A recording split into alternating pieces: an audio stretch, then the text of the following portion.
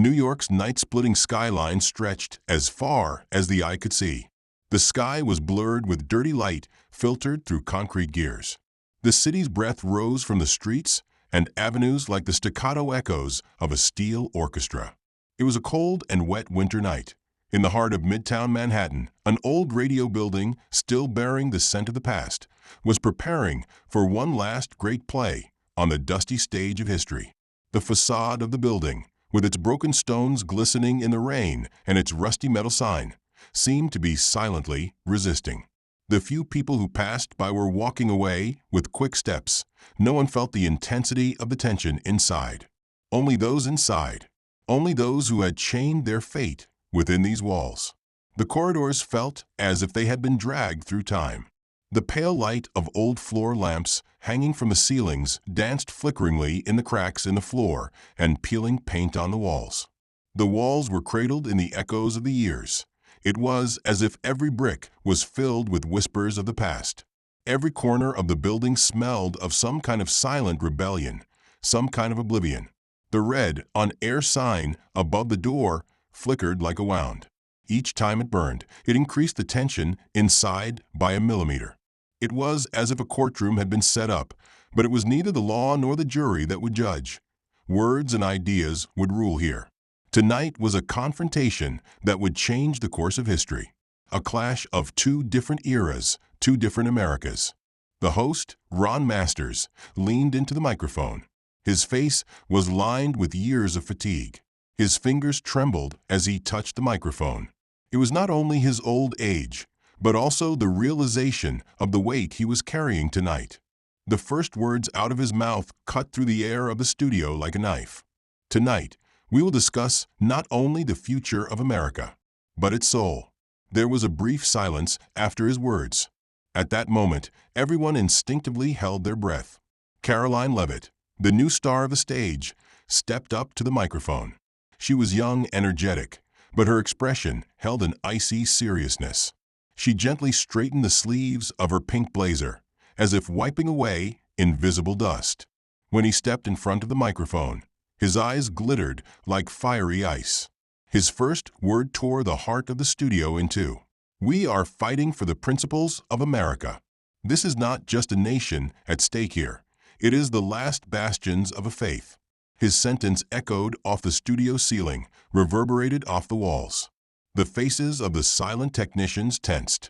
The electricity in the air made their fingertips tingle. Across from him sat Al Pacino, dressed in a gray suit.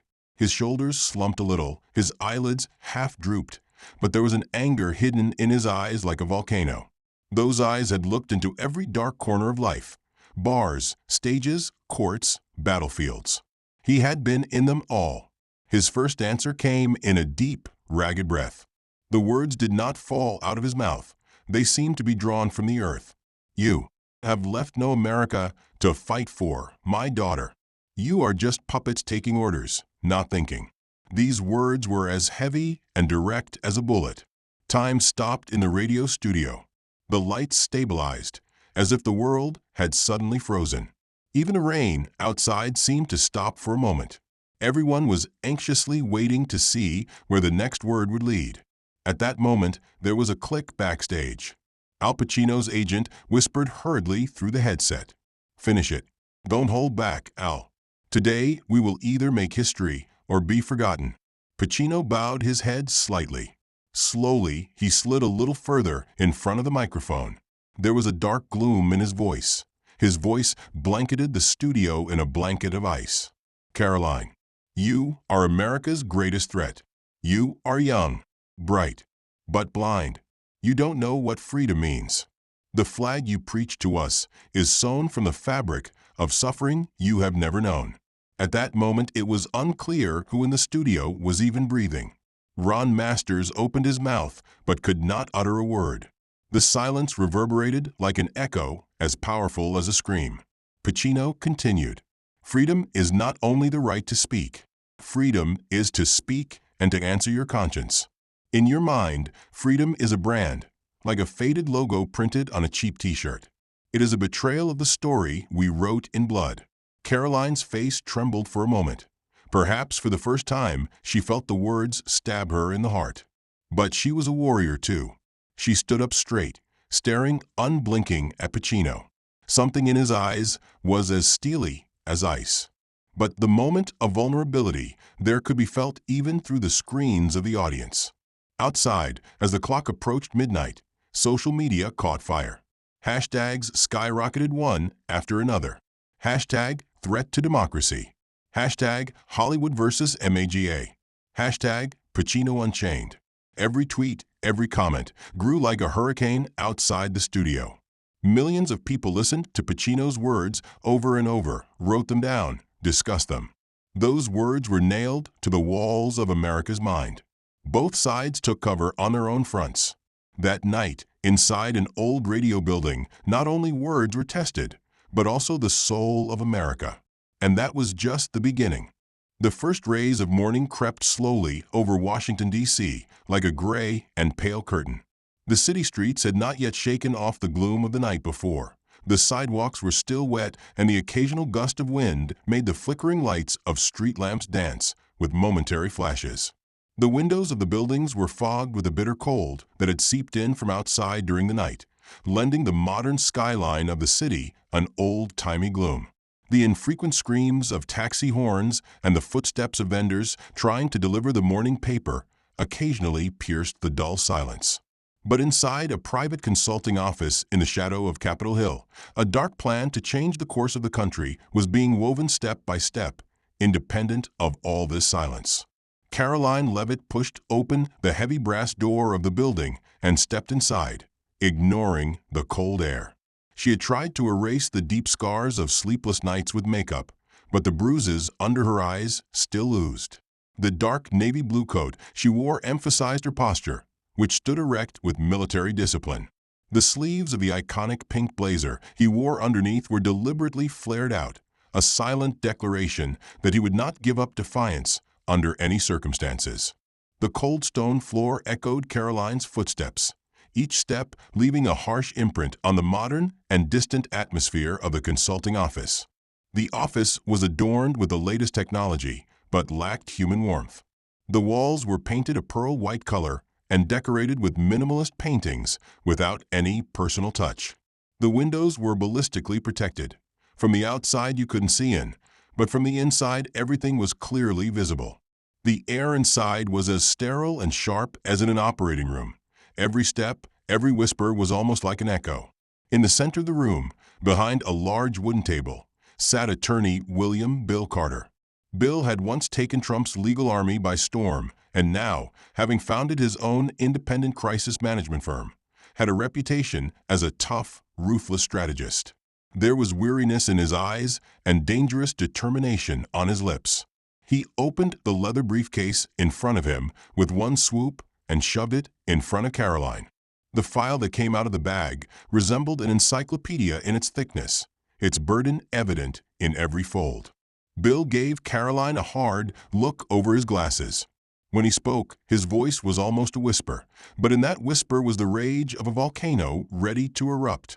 "This was not an argument, Caroline," he said, slicing the words like a sharp knife. "It was a career assassination. They didn't just want to make you controversial. They wanted to destroy you, to erase you from the public eye. Pacino was the triggerman in this plan." Caroline bowed her head slightly and opened the file.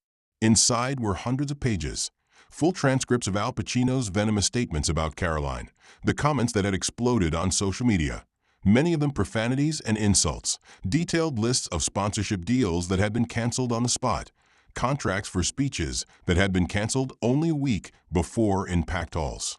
Each document was like a cold dagger in the most sensitive vein of Caroline's career. As she read, her throat tightened, her heart began to race, but outwardly she didn't show it. Bill rose slowly from his seat. The dark gray suit he was wearing seemed to slow his steps. He walked with big steps in front of the window. Outside, the dome of the Oval Office, almost lost in the fog, trembled like a ghost. Distant sirens from across the street rang out like an ominous anthem of the morning. Bill looked out in silence for a moment, his hands clasped behind his back. Then, without turning his head, he spoke in a heavy, determined voice. our target is clear. We are suing for $600 million in libel and damages. This is not just a battle for reputation. This is a battle to decide who will shape the perception of the future. If we lose today, it won't just be you, Caroline. The entire narrative of our generation will lose. Caroline closed the file. Her fingers hovered hesitantly over the cover for a moment. Then she made a fist and pulled it off the table. There was an icy fear inside her. She was facing a kind of threat she had never seen in her life. But within that fear, something else was growing from deep within, an unwavering determination. He closed his eyes for a moment, remembering the words his father had told him when he was young. A true leader does not bend with the wind. He directs it. He knew in that moment that this battle was no longer just for the survival of his own career, but for the survival of the values he believed in. He opened his eyes, straightened his head, turned to Bill, and said only one sentence: "Let's go." After months of feverish preparations, the New York federal court had turned into a battlefield. Outside, in the pale light of a gray and gloomy morning, the court was surrounded by reporters, cameramen, and curious crowds. The rain was falling in sheets, and the sky hung like an eternal weight over the city. Reporters fought umbrella battles for the best position at a moment's notice. The wind was insidiously blowing raindrops into people's faces, microphones were getting wet, cameras were being protected with shaking hands. Flashes exploded one after the other like lightning bolts, and every wet detail, every timid glance, was being captured on the screens moment by moment. The cries of live broadcasting begins. Echoing in every corner of the city whispered that this was not just a court building, but a witness to an era. The first witnesses were called, the first documents laid on the table. The lawyers, like chess masters, were making their moves with great care and ruthless precision. In their hands were steady files, sharp words on their tongues. Each piece of evidence presented was a new blow to Caroline's life, a new hole in Pacino's defense. In turn, transcripts of the broadcast recording were presented. Pacino's harsh words echoed off the high walls of the courtroom. Then, the hateful messages that spread on social media after Pacino's speech, each of them unfolding like new weapons of the digital age. Documents were brought in showing that public events had been canceled. The list went on and on, each line proving the magnitude of the damage Caroline had suffered. Contracts showing sponsorship deals being cut off one after the other showed that Pacino's words were not only resonating, they were translating into real and measurable damage. The tension in the hall escalated. People held their breath, waiting to see when the next bomb would go off. And finally, Attorney Martinez slowly pulled a document from his file and presented it to the court. Martinez's eyes were shining. He advanced like a warrior who had smelled victory. The email he held in his hand was a dagger that would change the fate of the courtroom. The one-line message projected on the screen cut through the atmosphere of the room like a knife. Target Caroline. Easy pickings. At that moment, it was as if a knife had passed through everyone's heart at the same time. The whispers suddenly stopped. Eyes turned to Pacino. Pacino's body visibly collapsed. The man who once stood tall in front of millions was now crushed beneath his own shadow. His shoulders slumped even further. His hands now trembled inexplicably. A distant sorrow, a pale regret shone in his eyes. It was as if his face had been stripped of all the arrogance, all the pride he had accumulated over the years, leaving only naked shame. It was as if a soul that had once fought for great ideals was now crushed under the weight of its own betrayal. No one in the courtroom said anything, because at that moment words were unnecessary. Justice had a silent power that penetrated to the most hidden corners of the human being. And in that moment, it came down on Pacino like lightning. Chapter 4: Witnesses and Collapse. Pacino came to the witness chair with trembling steps. His old hands clutched the sides of the chair. When he stood in front of the microphone, silence closed in on him like a wall. He took a long time to say his first word. "I just said what I felt in my heart," Pacino said, almost in a whisper. Attorney Martinez approached, his voice firm and clear. "Mr. Pacino, How do you explain the use of your words to destroy a woman's life? Is it freedom for a man to act on his impulses and affect the lives of millions of people? The courthouse rose to the sky, with its imposing columns resembling gigantic Roman temples. The shadows darkening between the pillars represented both the majestic and cruel face of justice.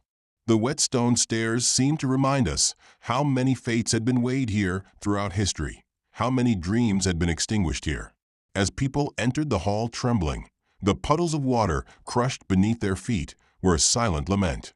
Inside, the hall was almost like a theater stage. Everything was prepared for a big show. The wooden benches were cracked by the corrosive hands of time.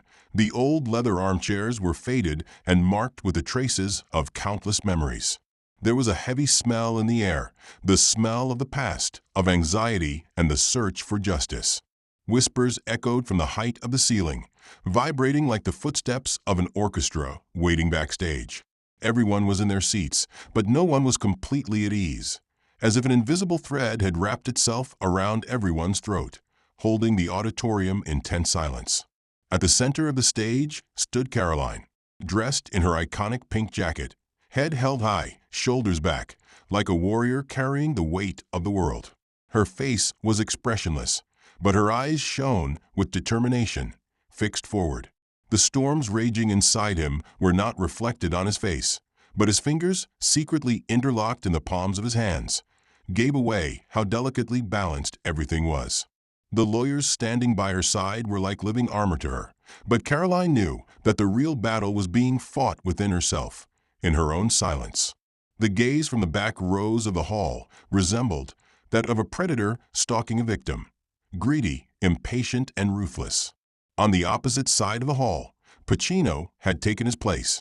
He wore a faded gray suit, still smartly cut, but with the rusted armor of an old warrior. His shoulders were slumped, his hands clasped in front of him, slightly shaky. The man whose every word had once mesmerized the masses, whose every word had made the stage tremble, was now only a defendant, a naked, unprotected figure on the scales of justice. The expression on his face reflected years of weariness, regrets, and perhaps a belated sense of guilt. The mountainous figure at the heart of the court, Chief Justice Merrick, took his seat. His black robe almost seemed to billow from the high bench on which he sat. Merrick's face resembled a chiseled rock, stern, expressionless, and unforgiving. He raised the gavel slightly, and then, with a single stroke that echoed through the hall, time seemed to freeze. "The trial is now in session," Merrick said, his voice echoing off the gilded ceilings and reaching everyone's nerve endings. In that moment, every breath, every heartbeat in the building was tuned to the rhythm of the judge's words. Pacino was silent. All the eyes of the hall were fixed on him. Time grew heavy. Pacino's hands pressed on his knees. He bowed his head. In that moment, something inside him broke forever. Everyone in the hall felt that break, that collapse. The last witness took the stage, a data analyst. Graphs opened on the giant screen. The analyst spoke in a calm voice. After Al Pacino's broadcast, there was a 70% increase in threatening messages to Caroline Leavitt. The number of direct death threats via social media doubled. Among the canceled events are 3 separate university events where Caroline was scheduled to speak on women's rights. The graphs continued to beat the hall with red and black lines. Every percentage, every number, every curve revealed how a life had been systematically targeted. Caroline watched the scene with an expressionless mask, but the hard line at the corner of her eyes couldn't hide the war inside her. Pacino slumped a little further in his chair. It was as if he had played the biggest role of his life in the wrong scene. Chapter 6: The Return, Under the Microphones. A month later, in Midtown Manhattan, the lights flickered again in the old radio studio, as the New York night once again shrouded the streets in a heavy gray blanket. As always, the hours before a broadcast carried a strange hum, the faint rustling of cables, the whispering of the technical crew, and tiny specks of dust swirling in the dusty old light of the studio lamps. Ron Masters was there again at the microphone. Over the years, he had lent his voice to hundreds of broadcasts, but tonight there was a different charge in the shaky depth of his voice. His fingers smoothed the headphone wire with an old habit. Then he leaned into the microphone. His first word flowed through the hall like a prayer. Sometimes a word shatters a life, and sometimes a sentence awakens the conscience of a nation. There was silence for a while. Not a rustle of paper, not a creak of a chair. Only Ron's voice echoed in the studio, floating across America. Then Caroline Leavitt's new book was placed on the broadcasting table. Revolution in a Word, One Young Woman's Triumph. The binding was red, with only a white pen drawing on it, symbolizing that words function like bullets. Ron introduced the book with quiet admiration. This book is not just a story of personal triumph. It is the echo of a new America born on the battlefield of ideas, voices, and words. In the dim background of the studio, Pacino's tired voice played over the recording. Each letter seemed to carry the weight of the past. I would take back my words, but time has not returned. The words hung in the air. Nothing could ease the weight of this silence. The radio studio gradually fell silent. The lamps flickered. Dust particles floated heavily in the air again. Outside, the city was slowly turning into morning. But that morning, America woke up like another country. Wounded but awakened, speechless but forever changed. In the streets, young people unfurled banners with quotes from Caroline's book. Revolution of the Word clubs were forming in universities. Politicians began to look for a new language of discourse. Softer, more careful, more conscious. And somewhere, perhaps in his own quiet corner, Al Pacino sat alone in the gray morning light, mixing his words and his silence.